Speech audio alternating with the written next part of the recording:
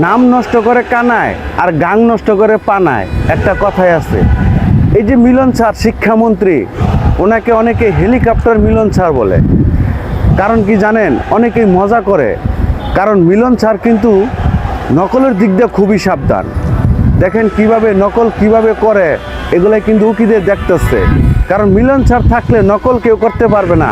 TikTok করে পড়াশোনা করবা, এটা হতে দিবে না।